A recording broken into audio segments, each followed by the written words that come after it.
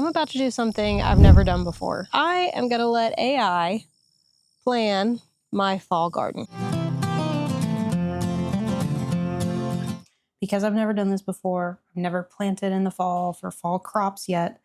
It's all a little bit overwhelming.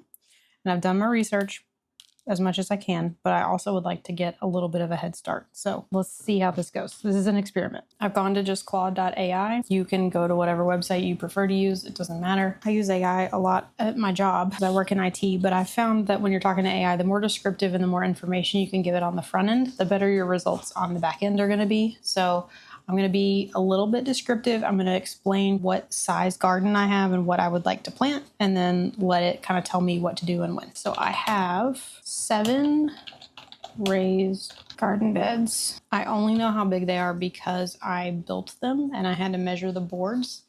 If you don't know how big your beds are and you don't know how much space you have, that's fine. You can just tell it what you're wanting to plant and about how much room you've got, and that's just go with it. It'll figure it out. So no big deal. So I'm just giving it info about the different things that I've got. I'm trying to keep it blocked together so that like that's all my brassicas and my lettuce. Okay, I always like to give AI some guidelines, and usually the guidelines that I give it include something like, don't lie to me, don't make anything up, ask me questions if you need to ask me questions, because I find as I go through this that I forget to mention something that's obviously very important, and if AI doesn't have the backstory, then it's not going to be able to help very well. Okay, looks like I've missed the window for spaghetti squash. Not a huge deal. We'll just skip that and come back to it next year. That's not a big deal. Okay, okra. Okra will often keep producing right up until frost here. That I did not know, so that's cool. I mean, it's Elliot's favorite thing ever, so it's good that it's going to keep producing. I just didn't know that I was going to have 2 full beds completely unavailable. Actually, you know what? I don't think they will be completely unavailable because maybe I can plant some lettuce or some cooler weather stuff in the shade of the okra in the meantime. Okay, for onions, are you transplanting transplants to overwinter and harvest next summer? Yes, that's the plan. Given the timing squeeze, what do you want to do with a spaghetti squash? I am going to cut it because we don't have time for that. I got pumpkins going out there. I got watermelons already. Ooh, the container's doing double duty for broccoli and bok choy cabbage is what freed up enough space for a full carrot bed, a full onion bed, and 2 beds for lettuce successions.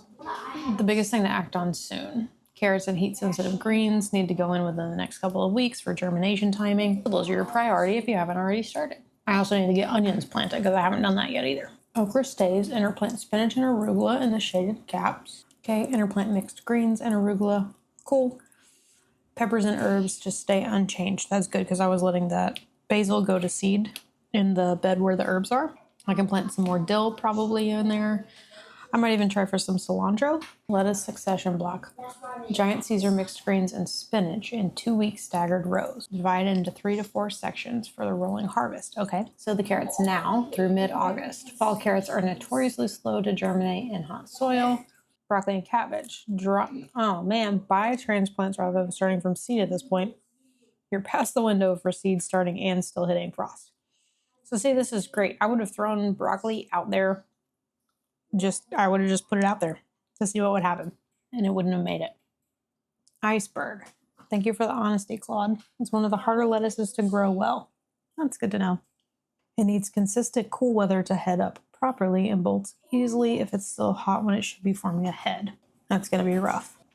Use transplants, stagger 3 plantings, roughly 2 weeks apart, starting mid-August. So that means I need to plant some icebergs now, and then in 2 weeks, and then in 2 more weeks.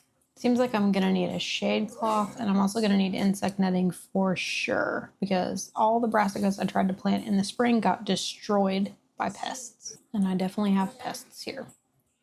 I do love the idea of planting the cabbage in a grow bag. I could have 2 cabbages in time for Thanksgiving. That'd be perfect because I'm always in charge of bringing coleslaw to family events. That would be like chef's kiss if I can bring coleslaw made from cabbage that I grew. That'd be amazing. I wanted to make sure I had enough time to plant onions because I haven't planted any of those seeds yet, but it looks like I do. Okay.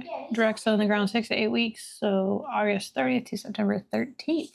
Nice. Okay. This is the finished layout that Claude gave me. Not sure if that's actually the finished layout I'm going to use in the actual garden, but it does give me a starting point that I can build off of as I go out and start seeds and get ready to put things in the ground for the fall. So stick around. If you've enjoyed this video, I think you'll also like the next video right over here. Thank you for watching, and I'll see you on the next one.